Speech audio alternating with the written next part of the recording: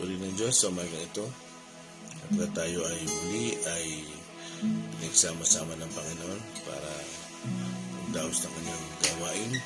Salamat sa Panginoon.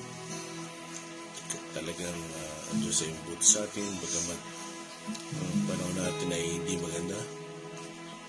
Kung hindi ako nagkakamali, 2 linggo naman na hindi sumisikat ang araw. Almost 3 weeks. Almost 4 weeks na ba? Isang buwan na. Namimiss ko na yung araw si Mr. Sun. Salamat sa Panginoon. Tayo muna yung umawit ng Panginoon ng lahat. Hallelujah.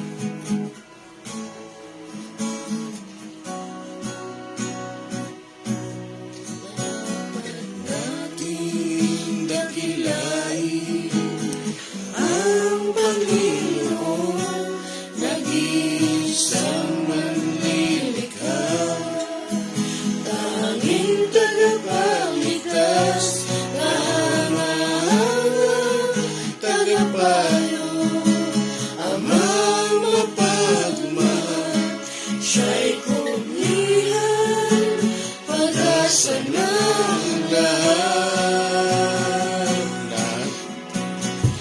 Lahat ng tuhod sa Kanya'y sasamba, lahat ng labi magsasambit na papuri. Tanging pangalan niya ang itaas, Panginoong Yesus. Panginoon ang lahat. Sa umpisa, ang pagdakilain ang Panginoon, nag-iisang manlilikha, tanging tagapagligtas, kahangahangang tagapayo, Amang mapagmahal, siya'y kunlihan, pag-asa ng lahat. Lahat ng tuhod sa Kanya'y sasamba, lahat ng labi magsasambit na papuri. Tanging pangalan niya ang itaas, Panginoong Yesus. Panginoon ang lahat, lahat ng tuhod, lahat ng tuhod sa Kanya'y sasamba, lahat ng labi magsasambit na papuri. Tanging pangalan niya ang itaas, Panginoong Yesus.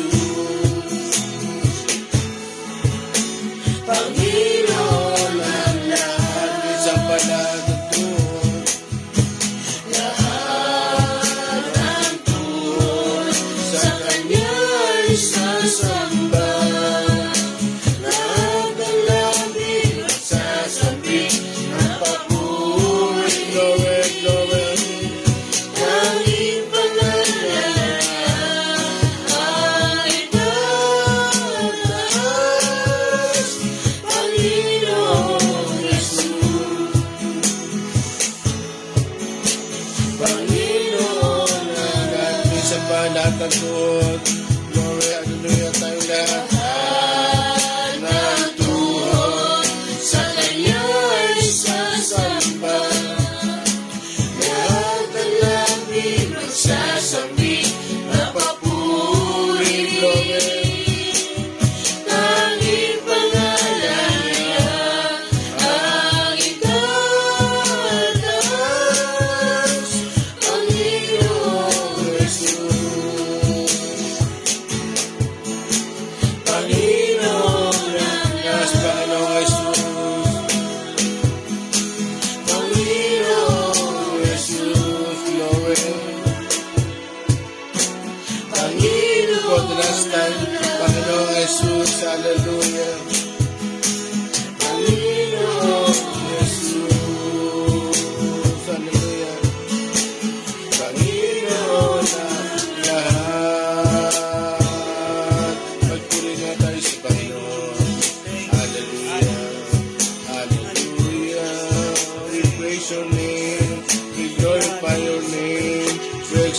your name.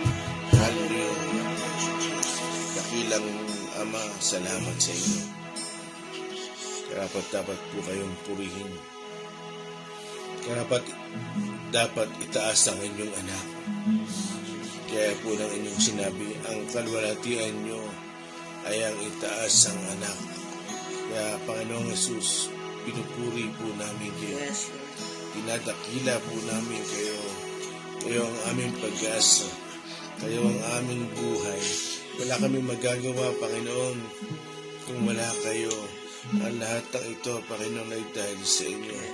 Lord, kung ako lamang po, wala akong magagawa. Sapagkat ako'y umaasa lamang sa inyo. Lahat ng ito, Panginoon, ay kayo ang dahilan. Holy Spirit, salamat po sa inyo. Sa pagsama nyo, wala pa nung nagpapumpisa kaming mag-devotion, Panginoon. Ngayon ay nasa aklat na kami ng John. Nasa aklat kami ng Juan, Panginoon. Lord, salamat po. Sapagkat unti-unti ay nagpapahayag kayo sa amin. Pagkamat ito ay unti-unti nyo ipinapaunawa sa amin. Kaya Ama, salamat po. Dalangin ko, Holy Spirit. Patuloy nyo pa kaming samahan, tulungan.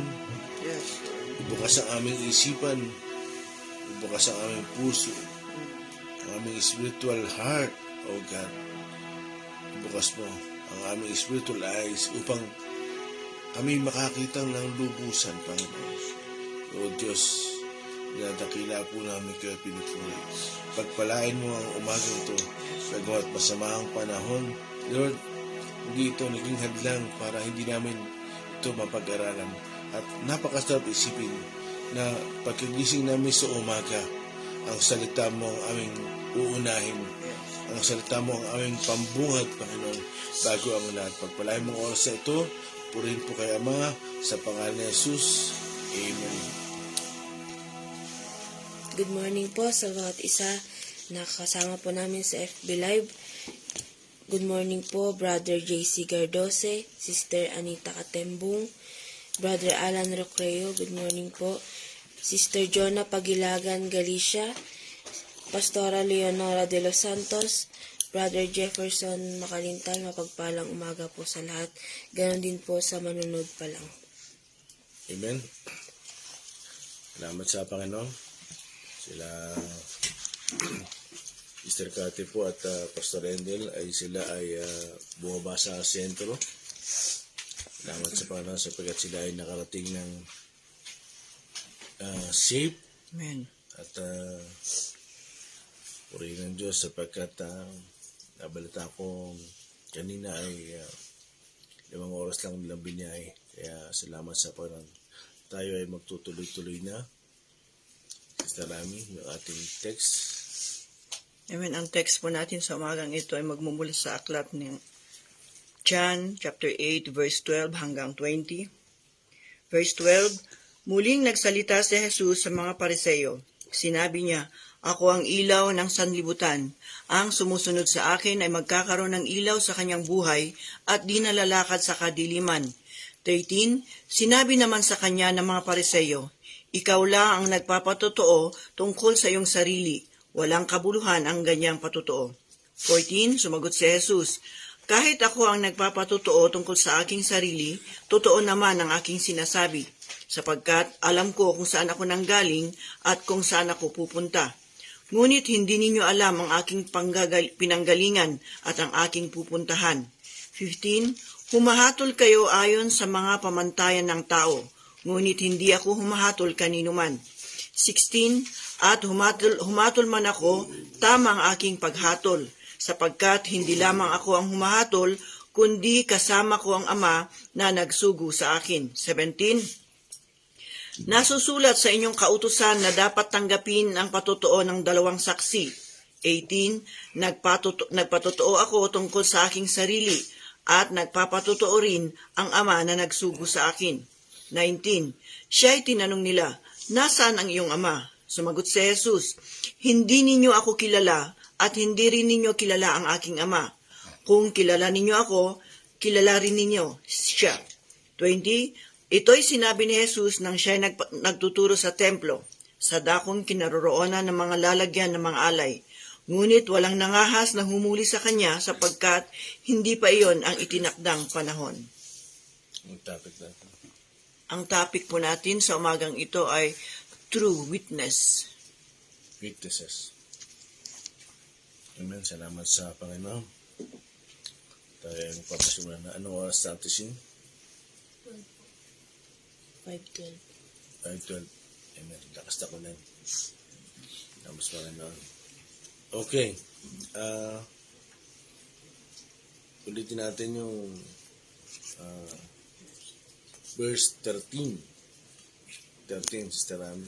Sinabi naman sa kanya ng mga Pariseo, ikaw lang ang nagpapatotoo tungkol sa iyong sarili. Walang kabuluhan ang ganyang patotoo. Okay. Tapos, tanong ka ng 18. Verse 18, nagpatotoo ako tungkol sa aking sarili at nagpapatotoo rin ang Ama na nagsugo sa akin. Amen.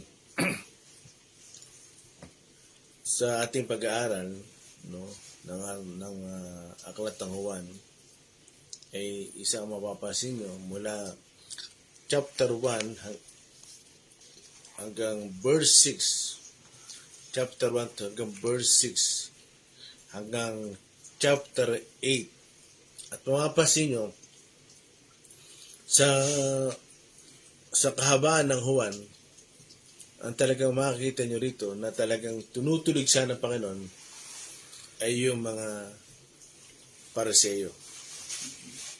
Pangalawa, yung mga leader ng mga Hudyo. Yung mga tigapagturo ng kautusan. Bakit? Kasi yung hindi paniniwala, yung unbelief, yun ang kanilang, yun ang talagang tinutulig siya ng Panginoon. Kaya dyan mapapansin nyo, mula chapter 1 hanggang verse 6, talagang paulit-ulit tayo. Yung talagang tinutulig siya ng Panginoon, yung salitang unbelief, yung hindi paniniwala. Kaya, nakakalungkot isipin, kasi kung sino pa yung nakakaalam ng kautusan, yung mga Pariseo, di ba sinasabi ko sa inyo, expert yan pagdating sa kautusan. At yung mga Saduceo, yung mga pare, sila yung mga naglilingkod sa templo. At minsan talagang nakakalungkot isipin kung sino pa yung nakakaalam ng kautusan. At mga naglilingkod sa templo, ay sila pa yung hindi makaunawa sa sinasabi ng Panginoong Yesus. Malinaw? Sila pa yung hindi makaintindi. Hindi nila matanggap ang sinasabi ng Panginoong Yesus. Kaya verse 13, ano ang sabi niya, Sister Ami? Sinabi naman sa kanya ng mga Pariseo, ikaw lang ang nagpapatotoo tungkol sa iyong sarili. Walang kabuluhan ang ganyang patotoo. Alam nyo, alam natin na hindi totoo yan. Na siya lang ang nagpapatotoo. Hindi totoo yan. Bakit? Sabi sa verse 18, no? Ulitin mo, Sister Ami. Nagpapatotoo ako tungkol sa aking sarili at nagpapatotoo rin ang Ama na nagsugo sa akin. Kung meron man na talagang pinaka matibay na magpapatotoo o magpapatunay, alam nyo ba, sa hukuman, importante yan. Yung magpapatotoo at magpapatibay, importante yan. Bakit? Diyan nakabase yung tagumpay ng kaso. Amen? Naniniwala ba kayo ron? Kasi kung walang testigo, kung walang magpapatotoo, kung walang magpapatibay, hindi magpaprosper ang kaso. At hindi rin itutuloy ng hukuman ang paghihiring o pagbabalanse ng kaso. Bakit? Wala magpapatotoo eh. Pero dyan sa verse 18, sinabi ng Panginoong Yesus, Ako ang isa sa nagpapatotoo at ang aking Ama. Ako ang nagpapatotoo at ang aking Ama. Kaya dyan sa verse 13, kung babalik tayo, no, ay talagang ipinapaunawa niya siya at ang sinasabi niya, katotohanan. Bakit? Kasi nga, yung mga naglilingkod sa templo, dapat sila yung unang-unang nakakaunawa at nakakakilala sa sinasabi ng Panginoong Yesus. Sila dapat yung unang-unang makakaunawa niyan. Bakit? Kautusan yan eh. Kasulatan yan eh. Amen? Amen. Pero sila pa yung hindi makaunawa. At dito binanggit ng Panginoong Yesus sa verse 18, ang aking Ama ang nagpapatunay. Ang Ama daw ang nagpapatunay na siya ay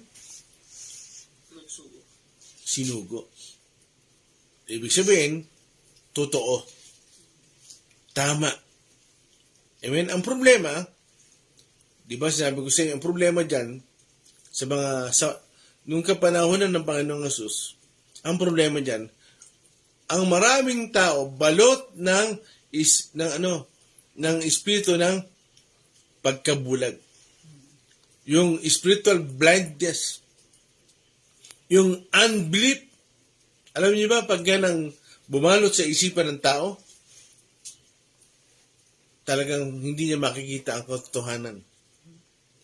Amen?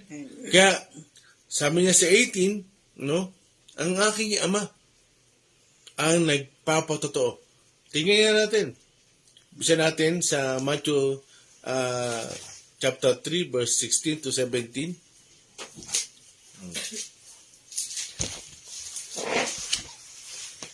16. Nang siya'y mabautismuhan, umahon si Jesus sa tubig.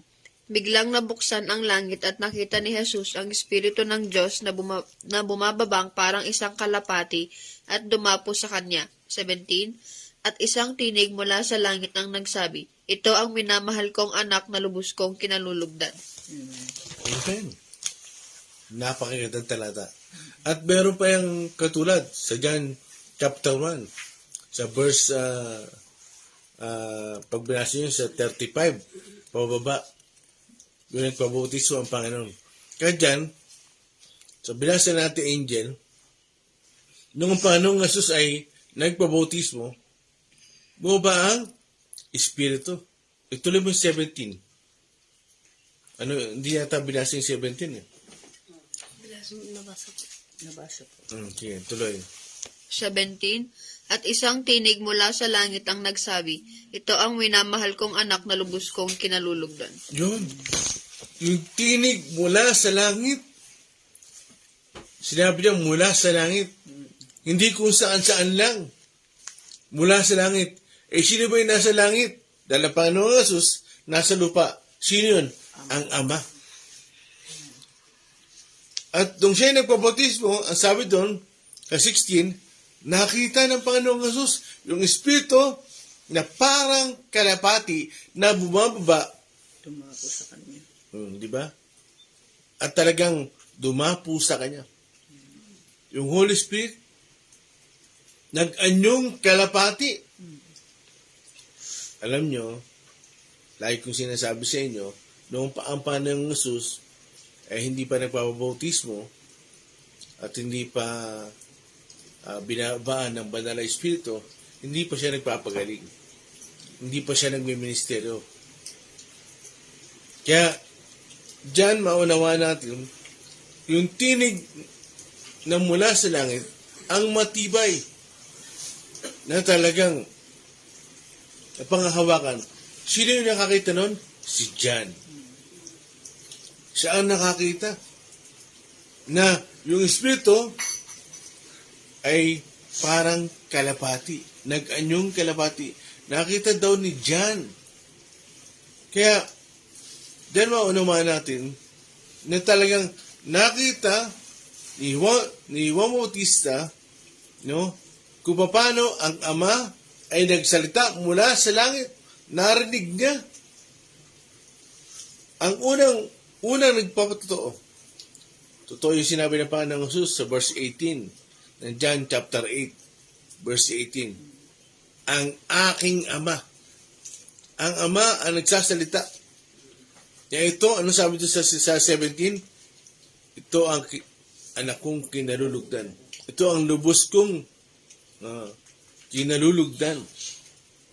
Ang anak ko na lubos kong kinalulugdan. No? Kung meron mang isang matibay na talagang dapat maniwala tayo. Kasi ang ama na yun eh. Eh dyan, hindi naman lahat ng tao nakakita eh. Talagang, nung nakita ni John,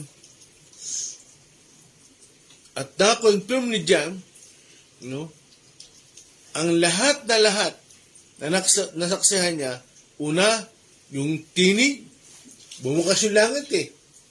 Bumukas daw. At mula doon, may tinig na nagsasalita at yung banal na espiritu, yung espiritu, na parang kalapati.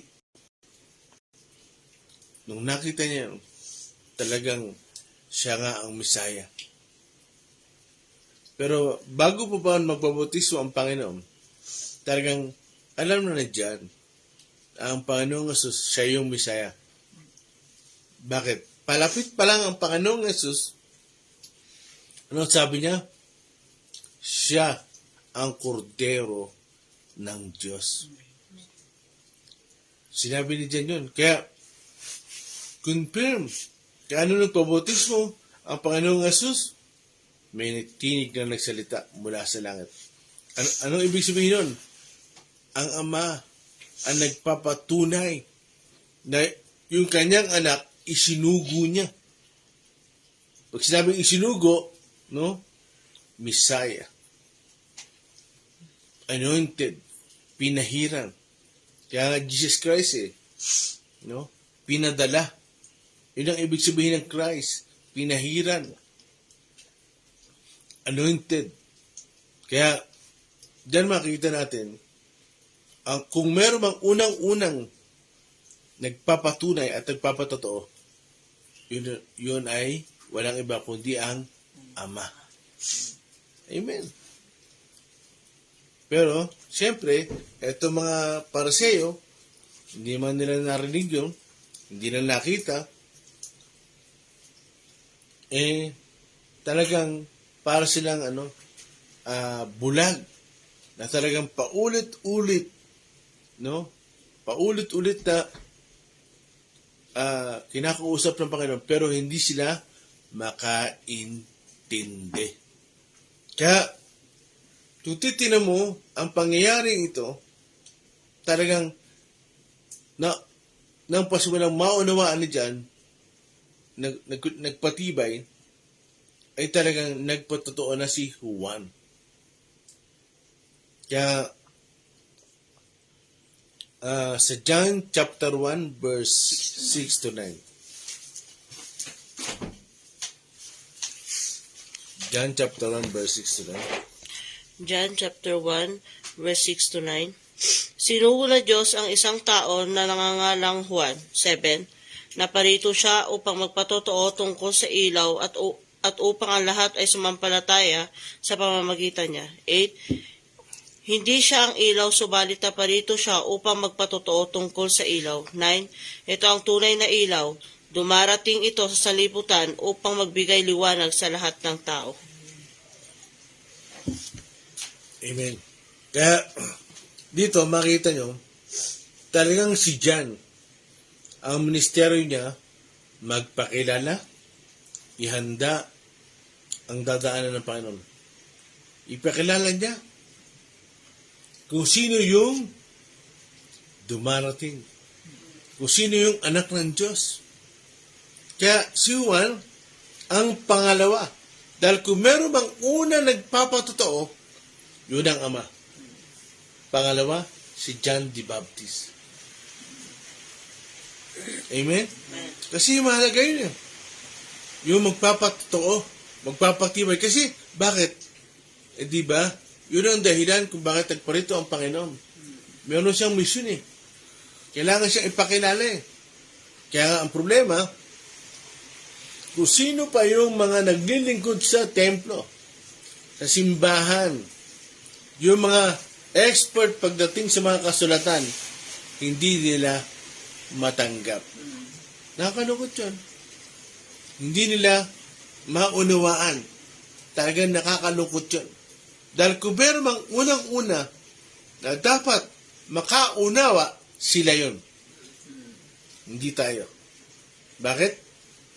Sila yung alam yung kasulatan. Sila dapat yun. Pero anong nangyari? Yung mga matatalino, pag sinabing matatalino, no? Sa mundo, yan yung mga matataas yung pinag-aralan. Sino yun? Yung mga Saduceo. Yung mga pari. Yung mga Pariseo. Yung mga Eskriba. Sila yung matataas ang pinag-aralan. Pero ang nakakalungkot, hindi nila maintindihan. Pero ang nakakatuwang isipin, talagang mahirap ipaliwanag, sino yung nakakaintindi? Yung mga dukha. Yung mga walang pinag-aralan. Sila pa yung nakakaunawa. Bakit ganun? Sino pa yung naniniwala? Sila pa yung nananampalataya? Bakit ganun? Kaya minsan, ang problema, yung pag hindi binuksan ng Diyos ang isipan mo, pag hindi ka nanampalataya kasi, hindi niya mabubuksan unti-unti. Kasi hindi man binubuksan yung ating isipan ng bigla eh. Walang ganun. Unti-unti yan. Unti-unti. Kaya kung yung sitwasyon ni Lydia na negosyante, unti-unting binuksan. Pag sinabing unti-unti, unti-unti na rin siyang matututo. Amen? Buksan natin sa Matthew 17, 1-5. Bumati ka na. Mateo chapter 17 verse 1-5. Pagkaraan ng 6 na araw, isinama ni Jesus si Pedro at ang magkapatid na Santiago at Juan at sila'y umakyat sa isang mataas na bundok. Habang sila'y naroroon, nakita nilang nagbago ang anyo ni Jesus. Nagliwanag na parang araw ang kanyang muka at nagningning sa kaputian ang kanyang damit. 3. Nakita na lamang ng 3 alagad, sina Moises at Elias na nakikipag-usap kay Jesus. 4. Sinabi ni Pedro kay Jesus, Panginoon, mabutit naririto kami. Kung gusto ninyo, gagawa ako ng 3 kubol, isa para sa inyo, isa para kay Moises, at isa para kay Elias. 5. Habang nagsasalita pa si Pedro, nililiman sila ng napakaliwanag na ulap. Mula rito'y may tinig na nagsabi, Ito ang minamahal kong anak na lubos kong kinalulugnan. Pakinggan ninyo siya. Bumati ko muna. Magandang umaga po kay Sister Aquino Raymar, kay Pastora Budang Lanica. Amen. So dito, nung ang Panginoong Jesus nagpe-pray, sino yung mga nakakita? Sino yung nakakita? Si John, Santiago, Pedro. Kanina, nung binanggit ko kanina sa Matthew, nung nagpabautiso ang Panginoon, sino nakakita na nagpapatunay ang Ama? Si John the Baptist. Siya ang pangalawa na nakakita na ang Ama ang nagpapatunay. Anong sabi ng tinig mula sa langit? Ito ang anak kong lubos kong kinalulugdan. Narinig ni John, nakita niya ang Holy Spirit na bumaba nasa anyong kalapatid. Ngayon, sino naman ang nakita ni ano? Sino naman yung mga nakakita? Santiago? Sino pa? Si Pedro? Sino pa? Si Juan. Narinig na yung tinig mula sa langit. Ito ang anak kong lubos kong kinalulugdan, siya ang pakinggan nyo. Mahalaga yun. Siya ang pakinggan nyo. Ibig sabihin, pag sinabing pakinggan, sundin. Amen? Kaya, nung narinig ng mga apostol yun, aba, Sino na yung pangatlo nagpapatuto? Mga apostol. Bakit? Ano ang sinabi sa verse 13? Pakiulit mo sa Rami, 13. Verse 13, sinabi naman sa kanya ng mga Pariseyo, ikaw lang ang nagpapatotoo tungkol sa iyong sarili. Walang kabuluhan ang ganyang patotoo.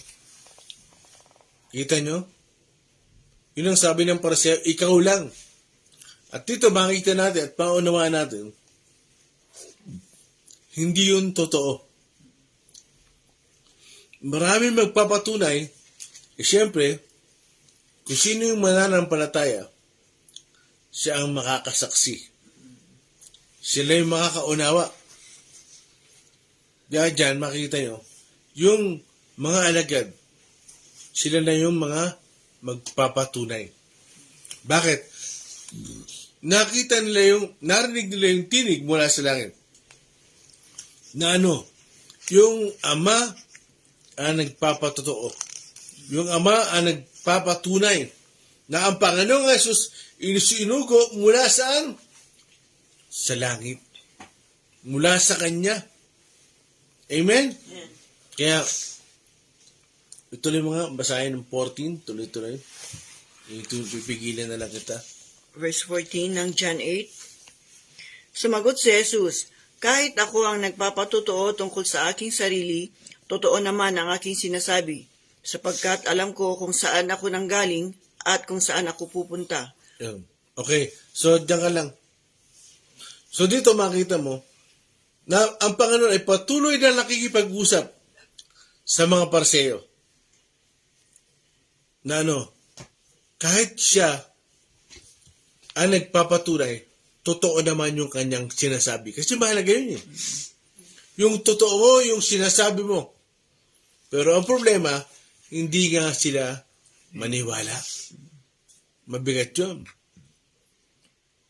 Kasi nga, ang Panginoong Hesus ang katotohanan. Di ba? Marami ng talata sa Biblia, siya ang katotohanan. At sinasabi niya, ano ang issue dyan? Ako ang ilaw ng sanlibutan. Sabi niyan sa verse 12, ako ang ilaw ng sanlibutan at ang lahat ng susunod sa akin magkakaroon ng ilaw at hindi na siya mamumuhay sa kadiliman. Ang sagot ng mga Pariseo, ikaw na ang nagsabi niya. Pero ang sabi ng Panginoon sa verse 14, totoo naman ang sinasabi ko. Alam nyo, kung meron man na dapat makaintindi dapat ng lahat ng ito, sila yon. Pero ang problema, talagang sarado yata talaga ang isipan nila. Tuloy mo sa Rami. 15, humahatol kayo ayon sa pamantayan ng tao, ngunit hindi ako humahatol kanino man. Okay. So, mapapansin nyo, sa John chapter 8, dyan din natin makita yung paghatol ng mga tao. Bakit? Bago dumating sa isyung yan, senaryong yan, ano nangyari sa John chapter 8 verse 3? John chapter 8 verse 3.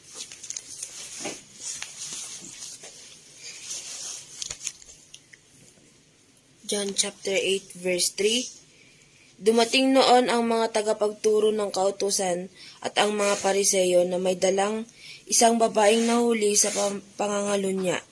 Iniharap nila ito sa karamihan. 4 At sinabi kay Jesus, Guro, ang babaeng ito'y nahuli sa aktong pangangalunya.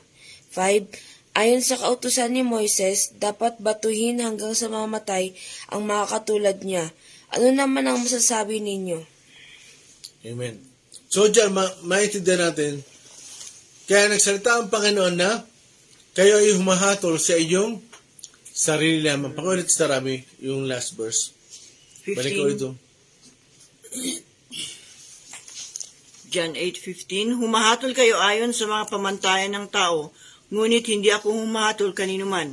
16, humatol man ako, tama ang aking paghatol, sapagkat Hindi lamang ako ang humahatol, kundi kasama kong ama na nagsugo sa akin. Amen. So dito, talagang kung maintindihan nyo at maunawaan nyo yung pangyayari, no? Doon sa senaryong may babaeng mangangalo niya, di ba? Ipinaubaya ng Panginoong Hesus yung paghatol sa kanila. Ang iniisip ng babae, mamamatay na siya. Bakit? Babatuhin siya. Pero tingnan niyo mga kapatid, tinesting muna ng mga Paraseyo yung Panginoong Hesus. Di ba? Ayon sa kautusan. Alam naman natin na yung quote nila pagdating sa kautusan, mali. Half-truth. Kasi, bakit?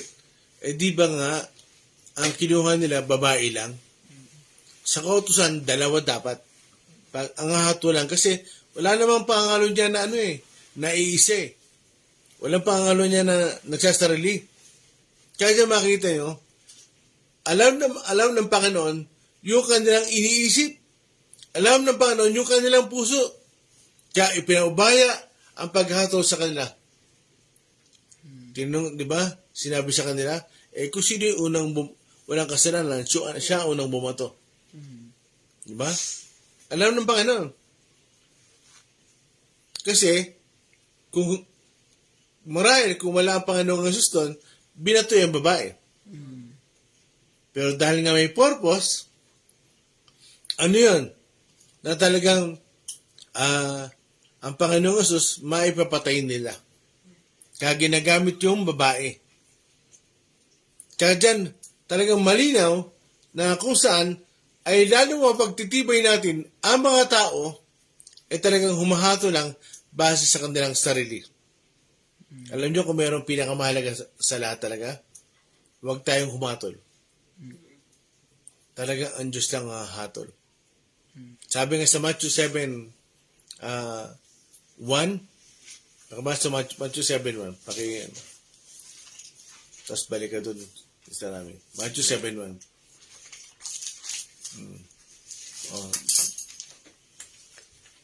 Mateo chapter 7 verse 1. Huwag kayong humatol nang kayo'y di hatulan. Okay, ulit.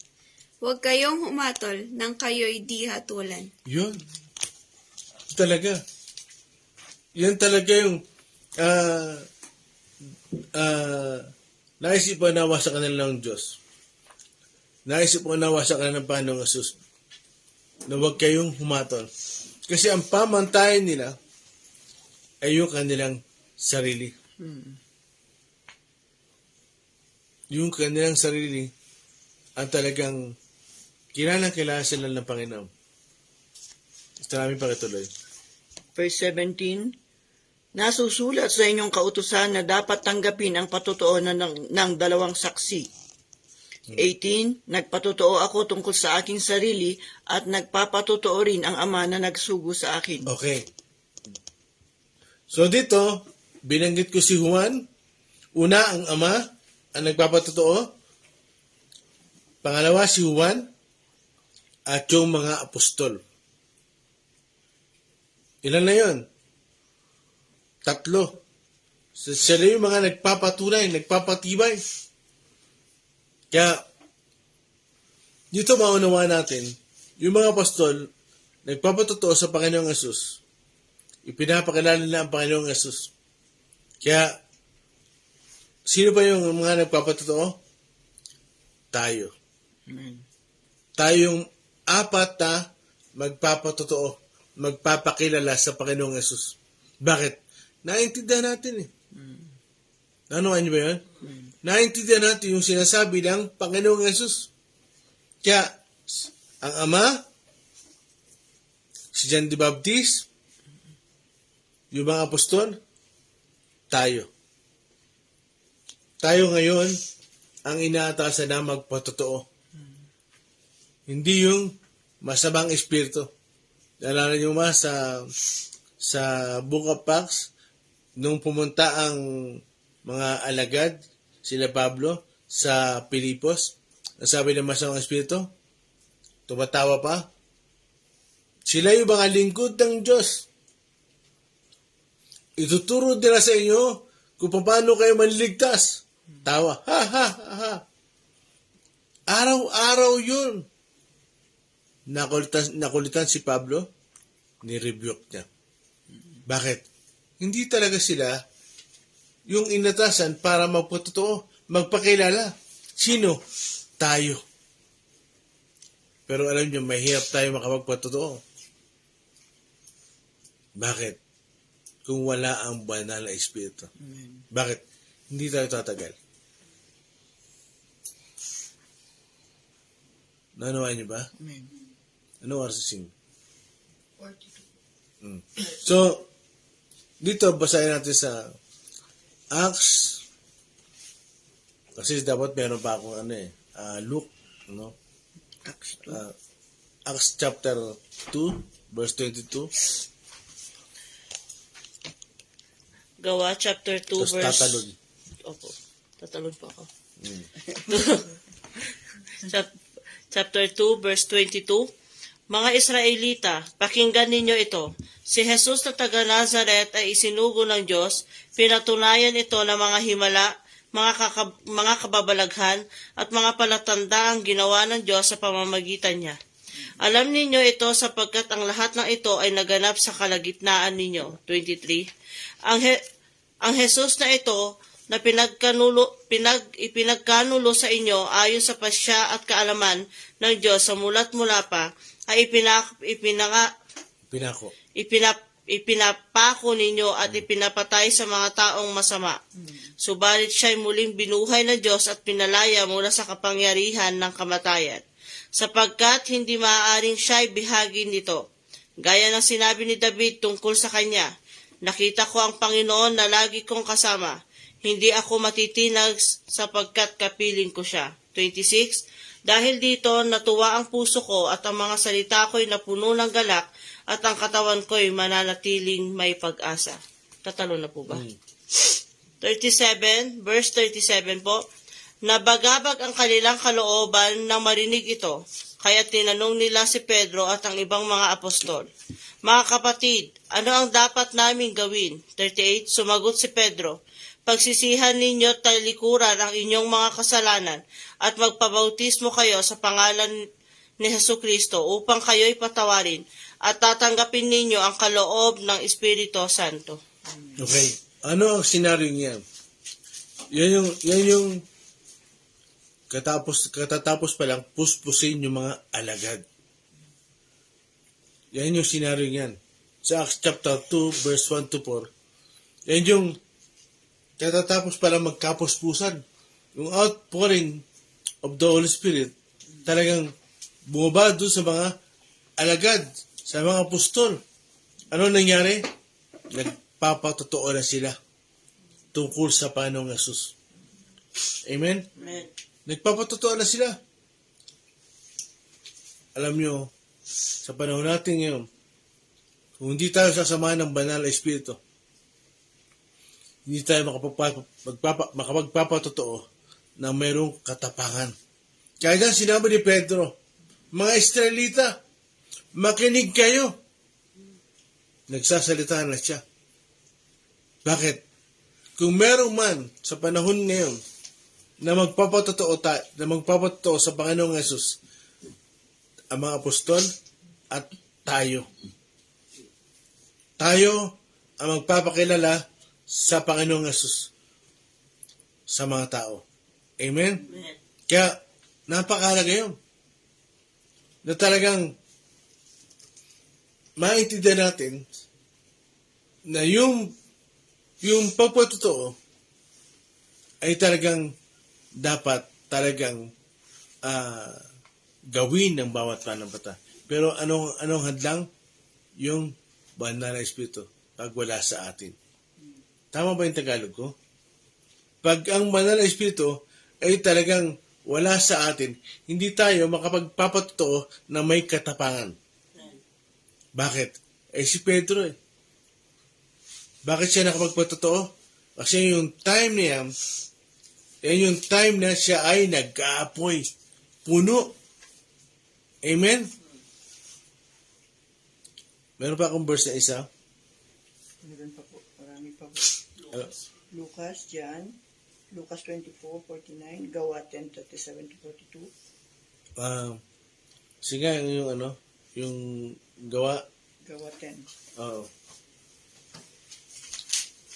Yun, gawa 10:37-39. Gawa chapter 10 verse 37-39.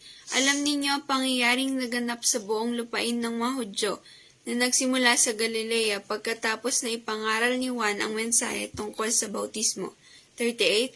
Kilala ninyo si Jesus na taga Nazaret at alam din ninyo kung papaanong pinili siya ng Diyos at kung papaanong pinsuspos ng Espiritu Santo at ng kapangyarihan. Alam din ninyo na saan man siya magpunta, gumagawa siya ng kabutihan sa mga tao at nagpapagaling sa lahat ng pinapahiran ng dyablo, sapagkat kasama niya ang Diyos. 39. Saksi kami sa lahat ng ginawa niya sa lupain ng mga Hudyo at Jerusalem. Siya ay pinatay nila, siya ay pinako sa krus. Yun. Saksi kami. So dyan, sino yung sasalita dyan? Si Pedro. Sino yung makakausap niya? Mga hintil. Kaya dyan, talaga makita natin yung kahalagahan na tayo ay nagpapatotoo na kasama natin ang banal na Espiritu. Bakit? Hindi natin magagawa yan. Hindi natin magagawa makapagpatotoo sa maraming tao kung wala ang kapangyarihan ng banal na Espiritu. Yun yung kailangan natin. Kaya dyan, patuloy na nangusap si Pedro doon sa mga hintil. Doon sa mga kasama ni Kapitang Cornelio. Bakit? Ipinapakilala niya at ipinapaunawa niya yung kahalagahan ng kapangyarihan, yung pagkilos, yung kapuspusan. At dyan maintindihan nila, maunawaan nila kung paano si Kristo ay gumawa. Amen? Naintindihan nyo? Kaya, kuminsan, natuloy mga yung verse na namin para humaba ako. Anong verse na tayo? 19 po. Tuloy. Verse 19 ng John 8. Siya ay tinanong nila, nasaan ang iyong ama? Sumagot si Jesus, hindi ninyo ako kilala at hindi rin ninyo kilala ang aking ama. Kung kilala ninyo ako, kilala rin ninyo siya. Yun. Kaya, anong verse din? 19 po. Dyan. Kaya dyan sa 19, no, yung ginagawa ng Panginoong Jesus ay talagang nagpapakilala siya. Anong nangyari? Hindi sila makaunawa. Kaya kung titingnan natin sa mga alagad, no, kay Pedro, talagang nagpapakilala na siya, nagpapatotoo na siya tungkol sa ginawa ng Panginoong Jesus. Bakit? Kasi nga, sila na yung mga nagpapatibay, nagpapatotoo tungkol kung sino ang anak ng Diyos. Yung kung ano yung kanyang misyon. Kaya dyan, sa 19, hindi nila maintindihan. Sino yun? Yung mga Pariseo. Kasi yung Pariseo naman talaga, at mga Saduceo, yung mga pare, parang paulit-ulit na lang yan, na pinapaunawa ng Panginoon sa kanila, and yet, hindi sila makaintindi. Kaya sa 19, sinabi ng ulit yung mga 19, 19, siya ay tinanong nila, nasaan ang iyong ama? Sumagot si Jesus, hindi ninyo ako kilala at hindi rin ninyo kilala ang aking ama. Kung kilala ninyo ako, kilala rin ninyo siya. Yun. Kaya, yung mga Pariseo, nagpe-pretend na kilala nila yung Diyos. Ano ba yung pretend? Yung parang, Panggap daw po. nagpapanggap. Nakilala nila yung Diyos. Yung Ama. Ang problema, hindi nga pinaniniwalaan nila, hindi nila pinapaniwalaan yung Panginoong Yesus. Kasi nga, ang katibayan na naniniwala ka doon sa Ama, sa Diyos, dapat paniwalaan mo yung Panginoong Yesus. Bakit? Yun yung kanyang pinadala eh. Yun yung kanyang sinugo eh. Amen? Amen. Kaya, alam nyo, sino yung mga una nagpapatotoo? Yung Ama. Pangalawa, si John the Baptist. Pangatlo, yung mga apostol. Di ba? Si Juan, Santiago, marami pa. At di ba, doon nga sa Acts, sa binasa natin, Jess, si Pedro, nagpapatunay na siya. Nung siya ay puspos ng Espiritu Santo, anong ginawa niya? Patuloy siyang nangaral. Patuloy siyang nagpatotoo. Na ano raw? Na talaga, si Kristo na kanilang ipinangako, si Kristo na kanilang pinagkanulo, ay binuhay ng Diyos. At siya lang talaga yung may karapatang humatol. Yung Panginoong Jesus. Kaya ano sabi ni Pedro? Talagang may tapang siya dyan. Ano sabi ni Pedro sa 38? Magsisi na kayo para kayo'y patawarin. Kasi kung di kayo magsisisi, walang kapatawaran. Sa panahon nga natin ngayon, maraming ang turo na hindi na kailangan magsisi. Automatic na yung patatawarin ka kasi nasa biyaya Hindi ganon. Kaya dyan, sa Acts chapter 2, verse 38, talagang nangangaral si Pedro.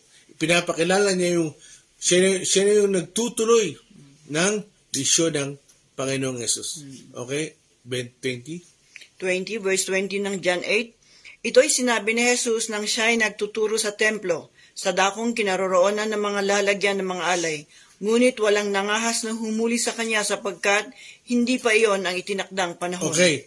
So dito, sa kanyang pangaral, talagang mabigat yan. No? Sa verse 20, talagang, ano sabi doon? Walang nangahas na humuli sa kanya. Bakit? Hindi pa yun yung panahon niya. Ano yung sinasabi niyang panahon? Yung huhuli na siya para mamatay. Kaya ito lumang 21. Verse 21, muling sinabi ni Jesus sa kanila, Ako'y aalis at hahanapin ninyo ako, ngunit hindi kayo makakapunta sa pupuntahan ko. Mamamatay kayo nang hindi pa napapatawad ang inyong mga kasalanan. Yun.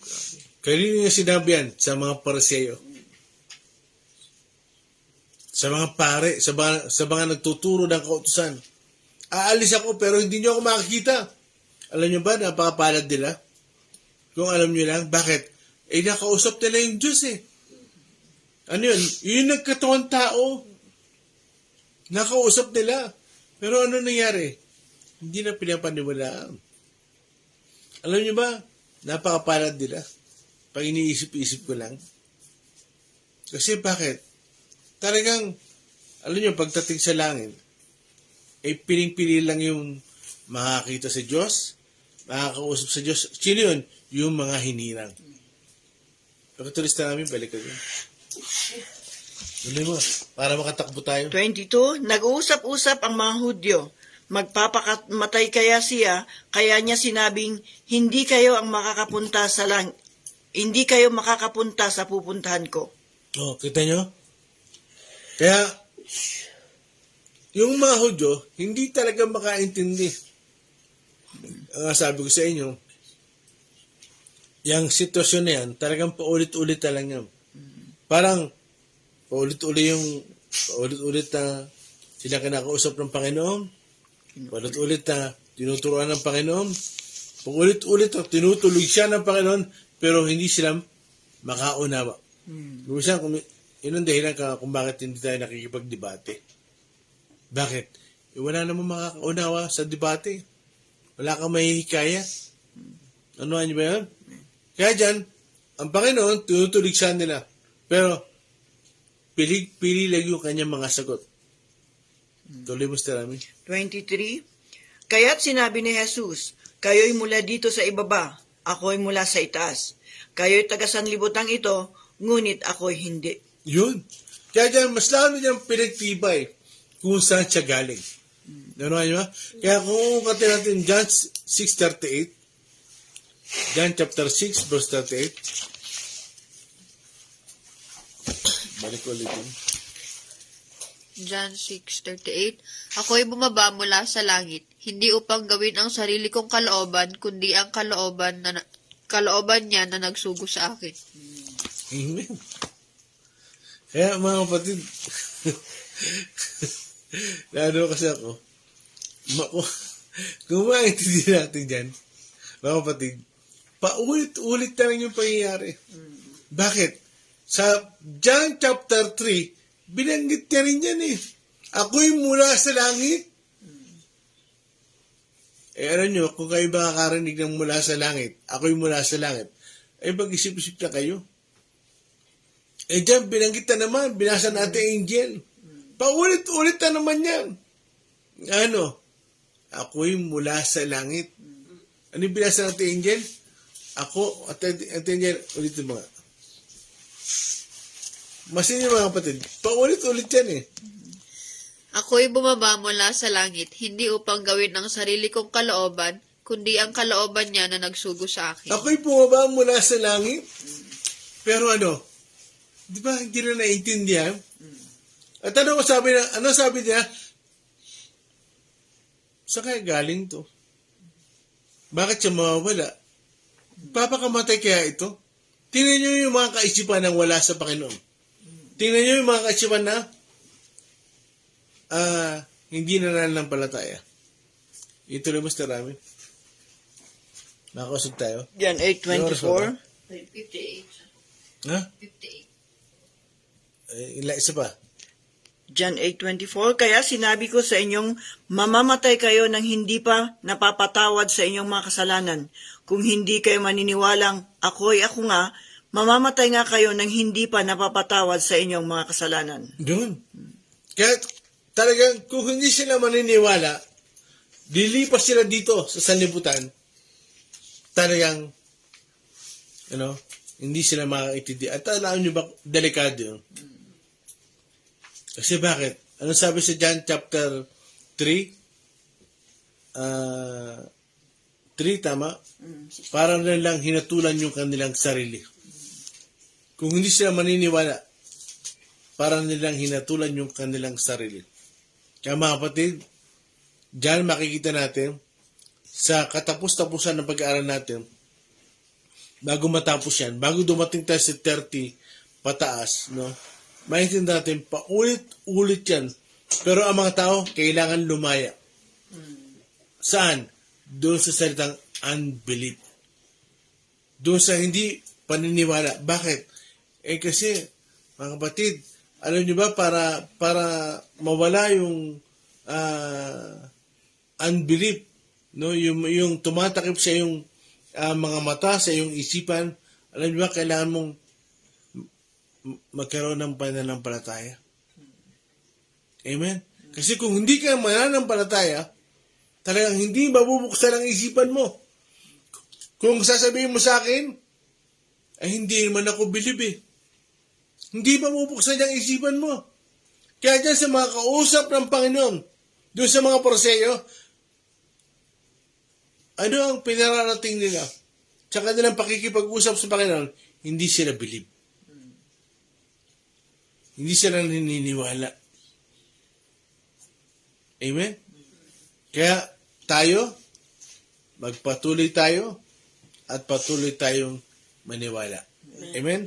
Magpatuloy tayo at magpatuloy tayong maniwala. Kaya tayo muna yung umawit. Ano yung inawit natin kanina?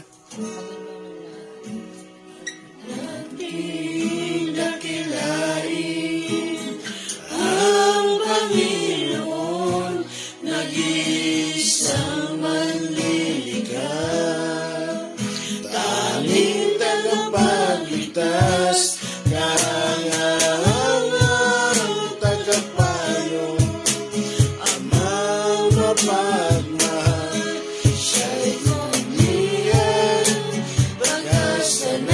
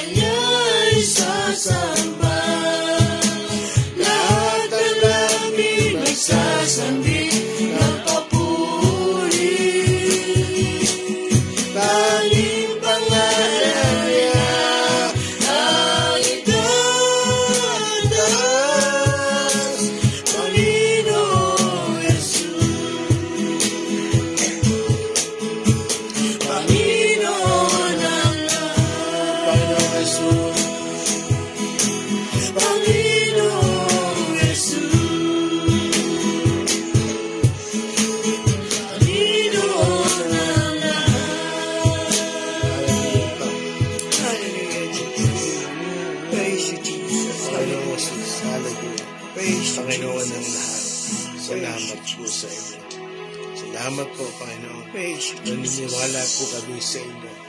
Nananampalataya po kami sa inyo. Panginoon, alam ko, lahat ng ito, Panginoon, lilipas. Pero ang sasatain mo ay hindi lilipas. Mr. Rami? Hallelujah. Hallelujah. Praise you, Jesus. Ama, salamat po, Panginoon. Salamat po at binuksan yung aming isipan, Panginoon. Nabuksan ang aming spiritual eyes, Yes. Panginoon. Kung sino, Panginoon, yung isinugo nyo para sa amin. Kung sino yung nagbigay sa amin ng buhay para kayo maligtas, Panginoon. Kung sino, Panginoon, yung humango sa amin sa kadiliman patungo sa kaliwanagan. Salamat po, aming Ama. Salamat po sa pribilehyo, Panginoon, na makilala namin ang iyong anak, Panginoon. Salamat po, hayaan niyo, Panginoon, na isa kami sa mga magpapatotoo tungkol sa iyong mga Amen. anak, Salamat sa po. iyong anak, Panginoon. Lord, salamat po. Napakabuti niyo sa amin. Hayaan niyo nga po, Panginoon, na magamit kami, Panginoon, upang masabi, magpatotoo, Panginoon, kung gaano kayo kabuti, kung gaano makapangyarihan ang iyong anak na isinugo niyo para sa amin, Panginoon. Lord, hayaan niyo nga po, Panginoon, na maging buhay kaming patotoo para sa mga hindi naniniwala sa inyo, Panginoon. Lord, salamat po, Panginoon. Salamat po, Panginoon. Lord, dalangin namin, Panginoon, na patuloy na samahan kami ng iyong banal na Espiritu, Panginoon, na maging kalakasan namin, Panginoon, upang magkaroon kami ng lakas ng loob, upang patuloy na magkaroon kami ng tapang, Panginoon, na ibahagi, Panginoon, na iyong kabutihan at kaluwalhatian, kadakilaan sa buhay ng bawat isa. Lord, salamat po, Panginoon, sa inyong lingkod na ginamit. Dalangin namin, Panginoon, na patuloy niyo siyang bigyan ng mga bagong mensahe, Panginoon, mga fresh revelation na mga galing sa inyo, Panginoon. Patuloy siyang palakasin spiritually, Panginoon, palakasin physically, Panginoon, at abutin, Panginoon, ang kanyang mga pangangailangan. Lord, maging mga kasama namin sa FB Live, patuloy na samahan yung banal na Espiritu at magamit, Panginoon, ang bawat isa, Panginoon, na magpapatotoo tungkol sa inyong anak na isinugo para sa amin. Maging dito sa amin, Panginoon, hayaan niyo nga po, Panginoon, na patuloy kaming mag-ilaw, Panginoon, at magliwanag sa kahit sino mang makausap namin at mapuntahan namin. Amen. Salamat po, Salamat. Panginoon. Salamat po. Pinupuri ka namin, pinapasalamatan sa pangalan ni Jesus. Amen and amen. Muli po namin binabati yung mga nakasama po namin sa FB Live. Isang mapagpala at umaga po sa inyo. Pastor JB Bakal, Pastora Mary Chris Claudio, Sister Gina Yen, Brother Udi G. Velasco, Sister Vicky Joaquin Villacorta, Sister Liway Anorico, Sister Lilay Uwal, Brother Jemiel Malaborbor, Faustina Fuentes, Brother Floylin Perez, Brother Joren Perez, Sister Eileen Algabre, Sister Shirley Husay Gallardo, Sister Tel Dawson. Good morning po sa inyong muli. God bless you. God bless us all.